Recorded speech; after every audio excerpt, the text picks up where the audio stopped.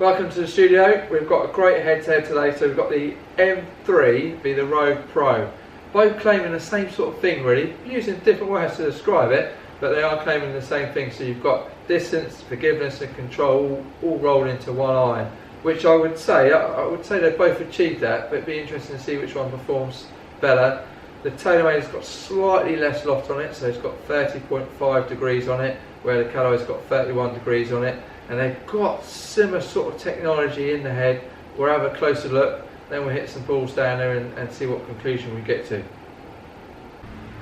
As you can see, they're very similar in appearance as well. The Callaway's slightly more shiny, so compared to the Taylor looks like it's got a slightly longer, thinner head. The Callaway looks a little bit more compact compared to that, so that'd be quite personal preference or what you prefer.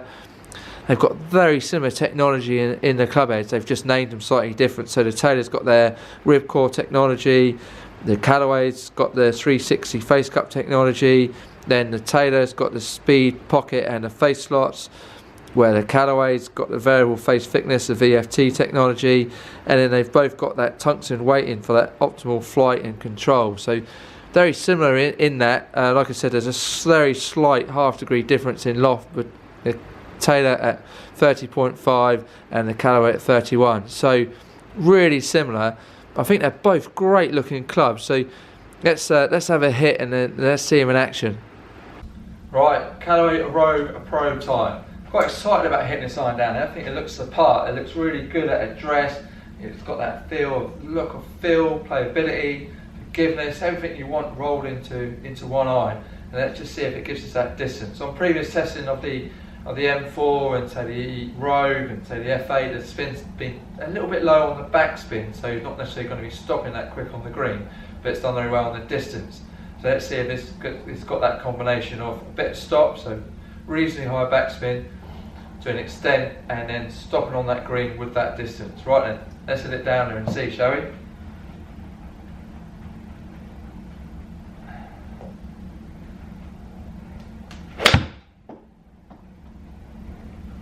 Good strike, that nice, good spring off the club face. Good start, very good start.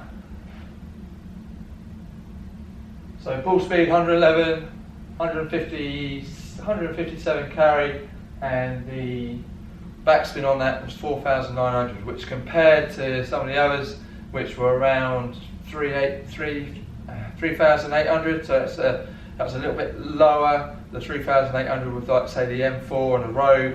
So this is 1,000 more backspin, so that's going to sit on that green, and it did alright on distance, so that's a good start. Let's hit another one down there, shall we?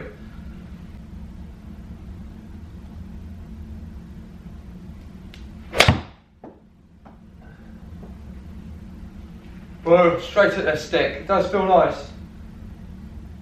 Good spring off the face, I do like that. It does feel nice and soft, but with a good spring. So 110 miles per hour, 154 carry, backspin of 5,249. So good spin, good stop, and good distance. Right then, last one.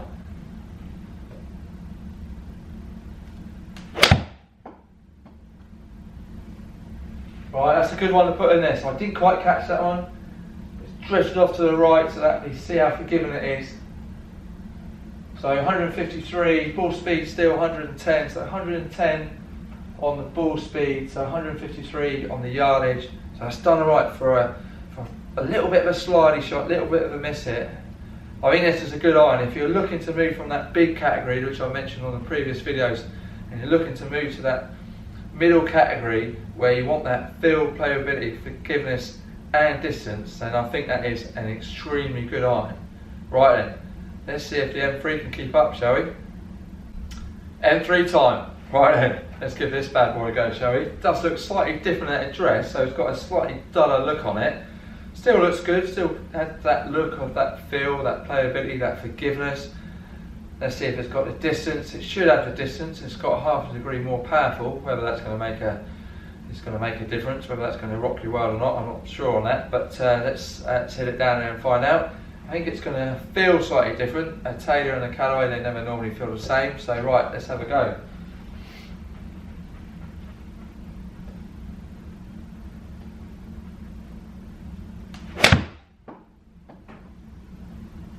Oh, we've got that cut, so that's similar to that first Callaway one, so a little bit more exaggerated. So let's have a look at that. That'd be interesting. So that's 155 yards, 110 ball speed. So that, for a bad shot, so that was right off the toe. That has done extremely well. So it's definitely got the forgiveness. And looking at that, it's got the distance as well. Feels slightly harder compared to the Callaway, so the Taylor's slightly harder. Let's have another go, shall we? See if we can get one, a centre strike, and see where that ends up.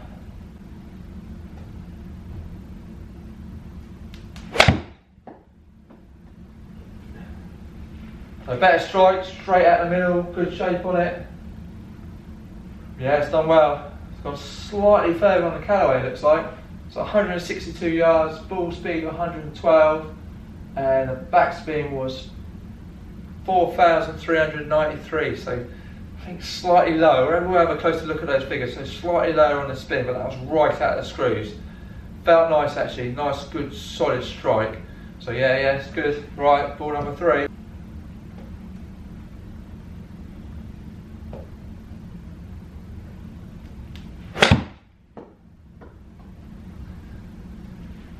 Slightly fat, not a great swing, rescued that a little bit.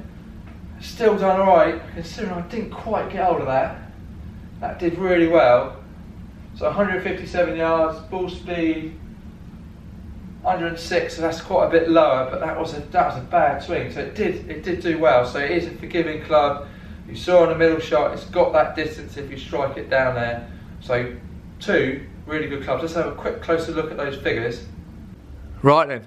As always, it's pretty close. So you can see the Rogue Pro there has got the ball speed of 110.2 and the M3 has got 109.1. But I did have a bit of a stinker in the Taylor, and then I had a Stormer in there as well, really. So that's why it's probably just slightly down. So as you can see, if you go to the carry, that we've got 154 average and then 157 on the Taylor. I mean, I would say that they're both 2 really good quality irons that are worth putting in the mix. 100%. They've got enough backspin on it so the ball will stop. They've got the forgiveness. They've got the distance. That is a brilliant 2 all-round clubs there. I think these are 2 crackers as a conclusion. I think they are massive thumbs up. And while you're doing that, give the video a quick thumbs up as well. The M3 and the Callaway Rogue Pro are 2 really good clubs when you're moving from that bigger category, that bigger head, and you're looking just to progress forward and you want the feel, the payability, forgiveness and the distance, an all-round club, then these 2 are your boys to definitely put in the mix to try. Don't be afraid to try them. You've got the word pro on that Rogue, which can be sometimes a little bit off-putting, so but don't let that put you off. It's got that forgiveness, it's got that distance, it's got that feel, and it's much more forgiving than say a forged bladed club. So put it in that mix, try it. Got slightly different feels, slightly different looks to the dress, so it's a good head to head. You always want to have that head to head anyway. So definitely, yeah, it's a good thumbs up for me on both irons there really. Any questions or comments, send them through. Press that subscribe button and I'll see you soon.